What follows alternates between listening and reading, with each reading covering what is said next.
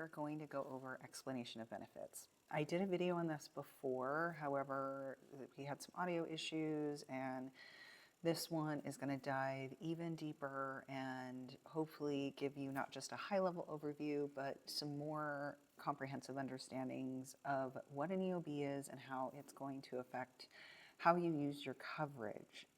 It's very important to understand exactly what an EOB is. It's that statement you get from your insurance company that says, this is not a bill at the top. And many people discard this because they think, well, if it's not a bill, then I don't want to worry about it and I just throw it away.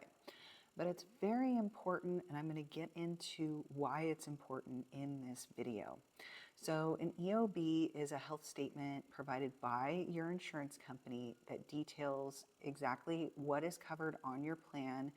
It'll list your service provider, the services received, the billed amount, the amount covered by the insurance, and the amount the patient is responsible for. A lot of employees have questions about these EOBs, especially when they receive them in the mail, and want a better understanding of their healthcare expenses. And I went through all of the questions that I received this year, and I picked the most common questions. So the first most common question is, what is an EOB and why did I receive it? An EOB is not a bill, but it's a summary of how your insurance benefits were applied to your medical claim. It explains the cost associated with the services you received and what portion is covered by your insurance.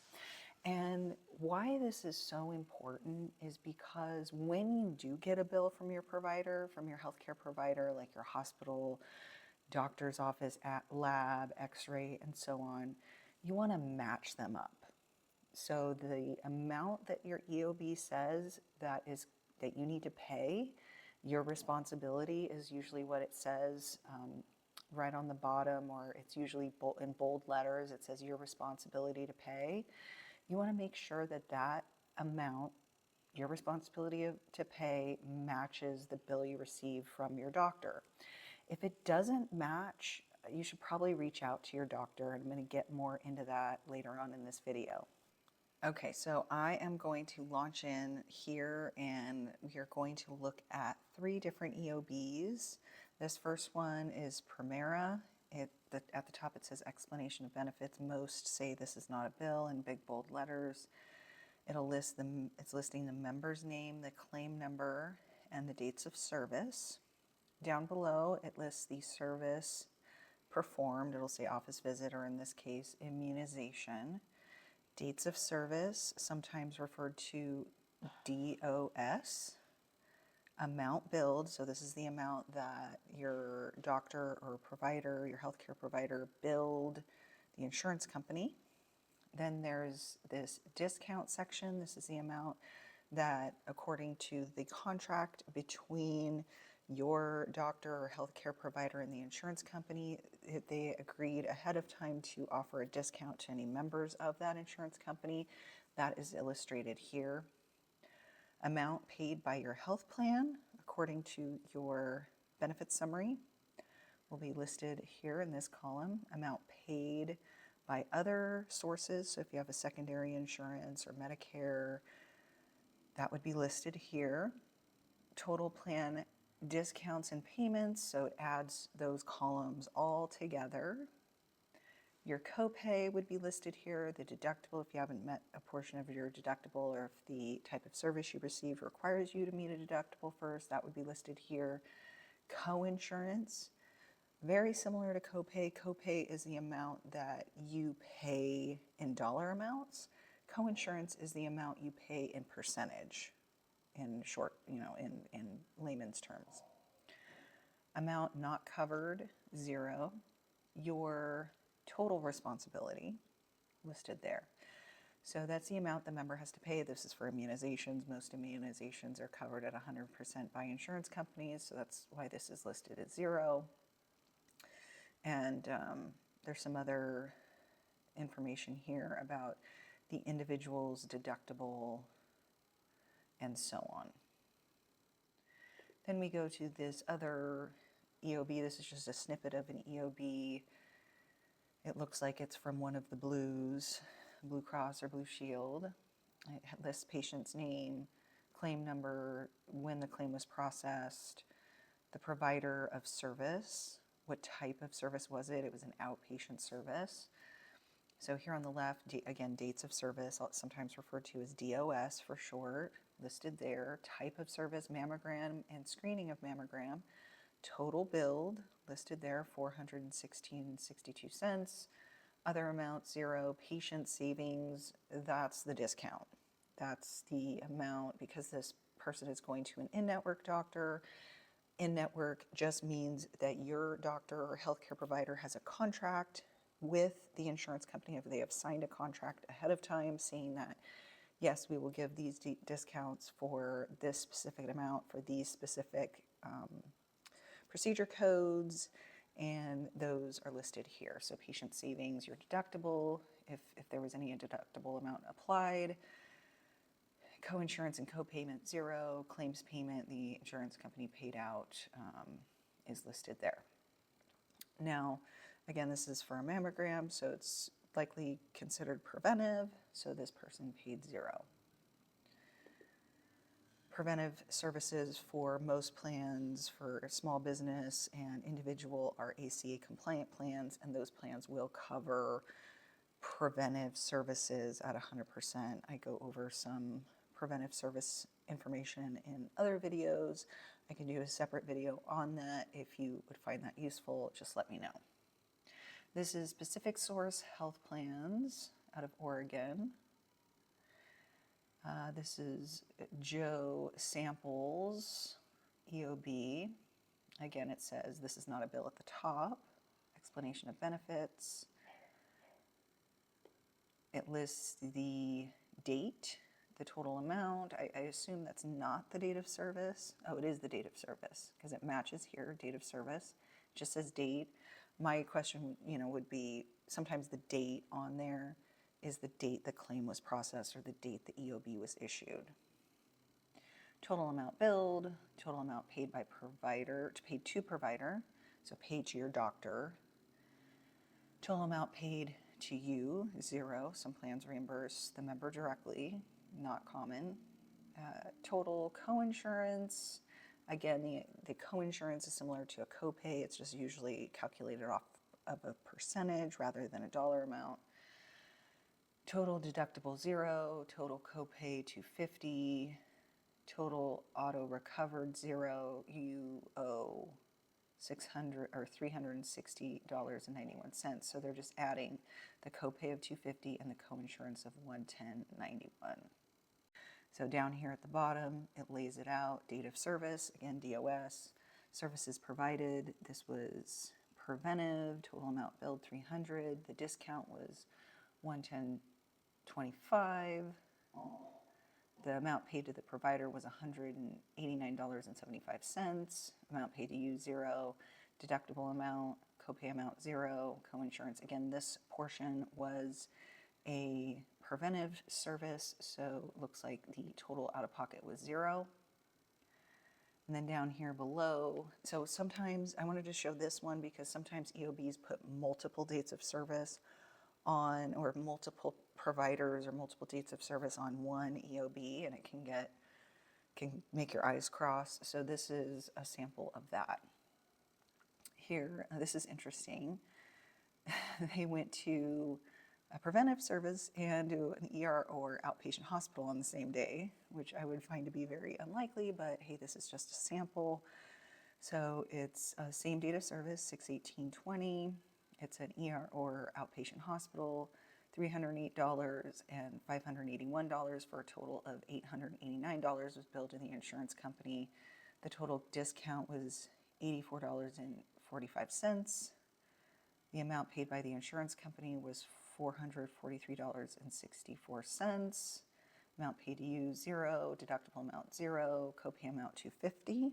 So that's what was referenced here above in the summary up at the top. Copay, $250. Coinsurance. So the plan that this member has likely has a copay in addition to the coinsurance, be 20%, something like that.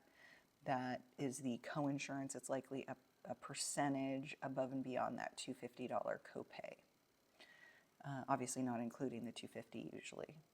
The amount you owe is that $360.91 that's up at the top. Annual market deductible, it gives a accumulator total, which is nice. I like it when EOBs do this. It shows what the member has paid out year to date in deductible and in out of pocket. So remember that the deductible is the amount that you have to pay before the insurance company will pay anything. And it's not for all services. Some plans will, for example, exclude office visits. They'll say, hey, you don't have to worry about your deductible if it's just an office visit, but if you're going and getting lab work, then you got to worry about your deductible. If you're going and getting a surgery or going to the hospital, then we worry about your deductible. So sometimes deductibles are waived, but it's nice to see what the deductible is. So year to date, this member has met $150.54 of their deductible. And it looks like their deductible is $1,500. The out-of-pocket they've met is $110.91. They have a total of $4,000.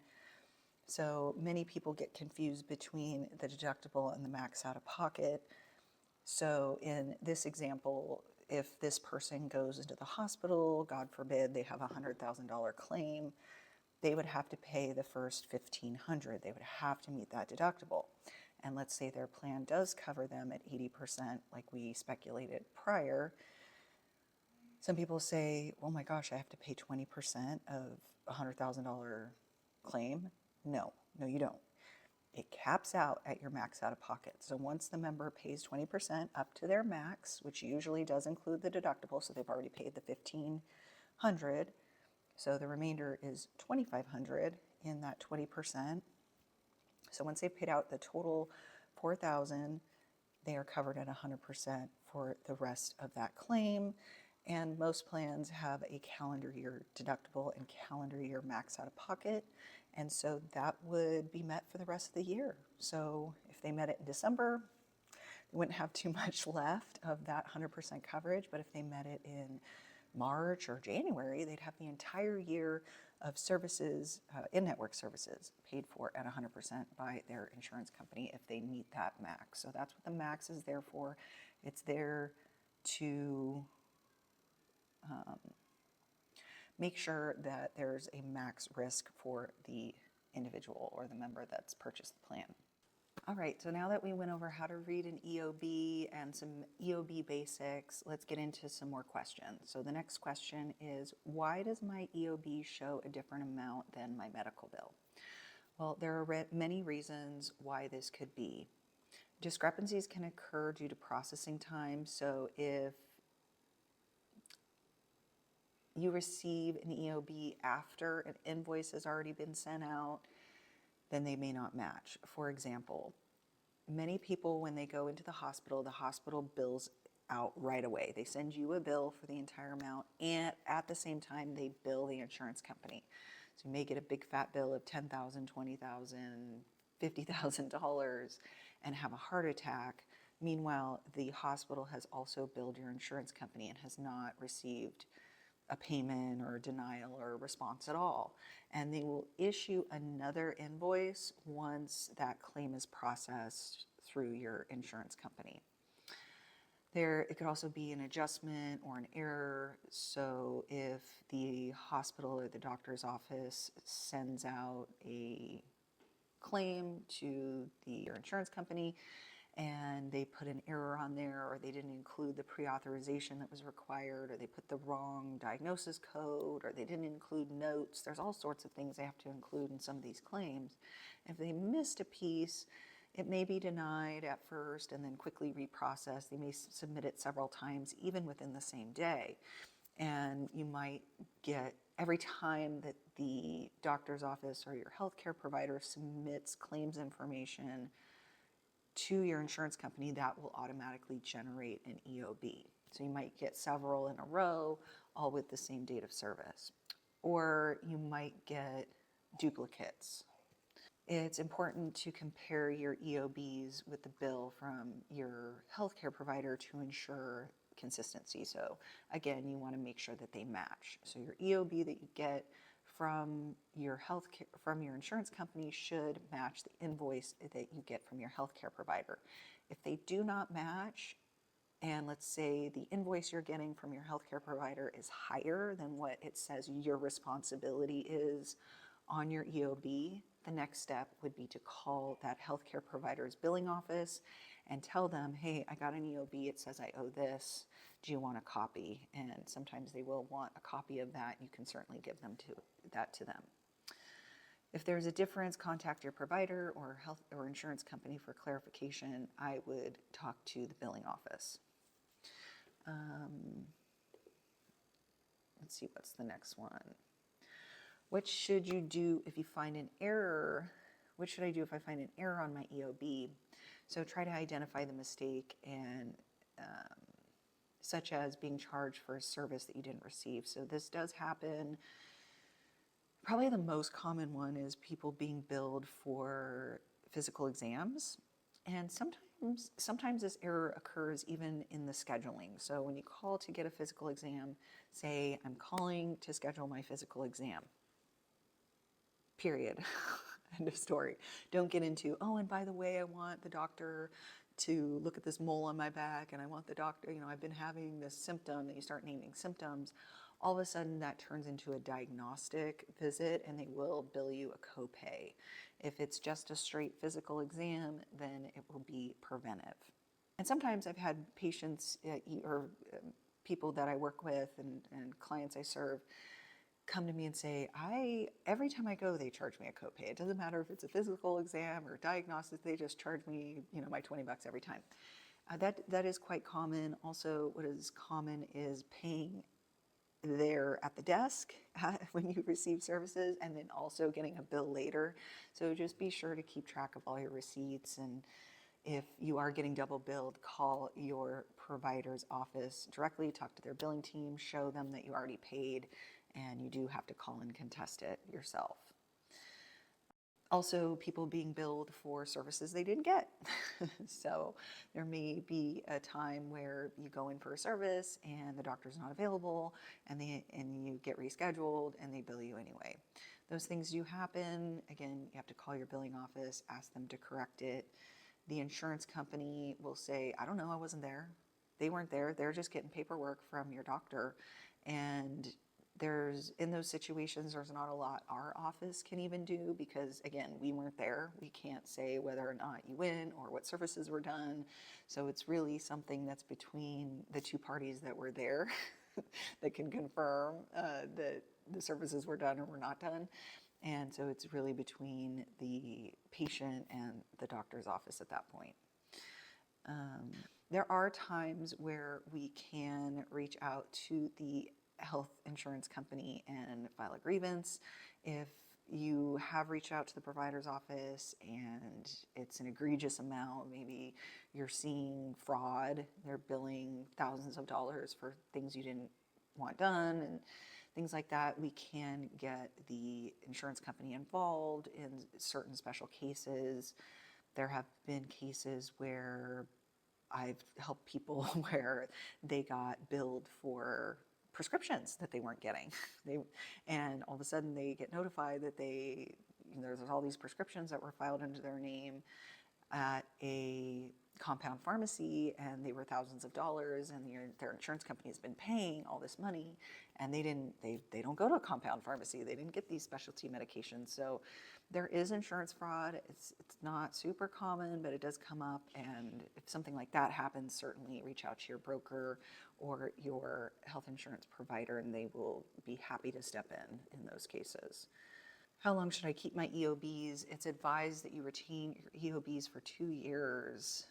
Yep, just for your record keeping, because insurance companies can go back, make adjustments, or even healthcare providers or hospitals, I've seen them make adjustments after the fact, unfortunately. So they do have a contract that says they have to there is a timely filing provision in their contract with the insurance company. So most providers and doctors' offices have to file claims within 6 months. Sometimes for certain services, it is up to 12 months with certain contracts. So if you get a service today, they may not bill for a whole year from now. And sometimes what happens is that the hospital bills the insurance company didn't get it, and then the provider is waiting for their payment, and months go by, and then they go, oh my gosh, we didn't get this payment. Let's reach out to the insurance company. They call the insurance company says, hey, we didn't get it. It's been past the 6 months, and they have to fight for their payment. They have to prove that they attempted the timely filing via, a lot of it's fax, some of it's fax still, it's crazy, but they send fax confirmations and say, hey, we fax this in, or, this email address. A lot of it's email now, but there was a time that, they had to send in fax confirmations and all that. So then that may delay it. So then they have to, it's kind of like an appeals process where they wait, and then they might go back and forth for payment and fight about it for a little while. And attorneys might get involved in some cases depending on the dollar amount. So you as the patient, you just want to hold on to that and make sure that you aren't caught in between a fight with your insurance company and your healthcare provider. What does it mean if a service is not covered as indicated on my EOB? If your EOB shows that a service wasn't covered, it could be due to various reasons, such as the service not being included in your plan, the provider being out of network, or lack of prior authorization. Review the reason codes provided at the bottom. So if it says amount paid 0, there's usually some sort of an asterisk or a number associated with that denial, and you'll see footnotes at the bottom, and it will state why: provider out of network, pre-authorization pending, and so on. And based off of those footnotes, that would indicate the next action to take in those specific circumstances, and how to fight that and potentially appeal it to get it paid, or submit the missing information. Sometimes it's just as simple as getting the doctor to call, give notes, do a peer review, prove that they did file for a pre-authorization and so on, or medically necessary information and so on. How can I access my EOB electronically? So I do have a nice little example here that I found. EOB is a tool. This is not a bill. We've gone over that. This is not a bill. But this is a snapshot of what most people's apps look like, or what their online portal looks like. If you do not have an online, okay, let me back up. Once you get your ID card from your health insurance company, there should be a web address somewhere, either on a piece of paper or on the card itself, showing where to go to log in and create an account. So I tell people, as soon as you get that ID card, go to your insurance company's website and register. Okay, register as a member there. It will get you access to the portal. Obviously, most people don't need it on day one, but when you do need it, you're going to be grateful that you know how to log in, you know how to click around, because when you're in the middle of a battle with bills that are thousands of dollars, your brain shuts off. The more help you can give your future self, the better, trust me. And if you do get one of those scary bills that say you owe thousands of dollars, and you're not sure how your insurance company paid, or if they've even received the claim yet, one way to check is to look in your online portal and see, it'll show you all of your EOBs, all of the dates of service they've received to date. So if you don't see that date of service in there, and that's how it's tracked. So just so you know, insurance companies and doctor's office, claims speak, insurance-y speak, everybody bases it off of date of service. The first question they're going to ask if you call, what's a date of service? Obviously, they're going to verify you are who you say you are, and you're just like a bank, your social and your date of birth and your name and your address and all that. Once they verify you, okay, what claim are you calling about? What date of service? Date of service, boom. What's the provider? Because you can have multiple dates of service, right? What if you go to the hospital and you have an ambulance claim, you have a hospital claim, you have a lab claim, you have an MRI claim, you have a bill from the hospital and a bill from the doctor that saw you.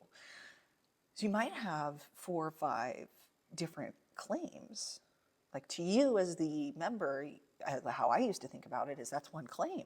I went and I got treatment. That was one claim. No, to the insurance company, those are all the same dates of service, yes, but they're different providers. So they're processed as different claims. So you'll be able to see all that in your portal, and it can get mind-boggling when you are getting all these papers. It's difficult for your brain to organize what the heck is going on, but if you see it on a screen and they're all laid out and you can see, okay, I have 5, yes, I did go, yes, that's the ambulance I used, yes, that's the doctor I saw, I think. Most people, if they go to the ER, they don't remember their doctor's name, but they did see a doctor, so that's the provider services at the hospital. Oh yes, that's the hospital I went to. Oh, I got transferred, and so this is the other ambulance that that got charged, and then they took me to this other hospital. There's all sorts of things that can happen. So it's very nice to have this portal and be able to see your claims. It'll also, most of them give you access to a copy of your ID card. So if you're waiting for an ID card at any time, you lose it, you want an additional copy, you forget where you put it, you changed your purse like I do all the time, and I lose half my stuff, you can go into your phone and get an ID card. You can also look at your benefits. It'll be able to tell you what your deductible is, how much you've met year to date, what your max out of pocket is, and so on. Also, find care.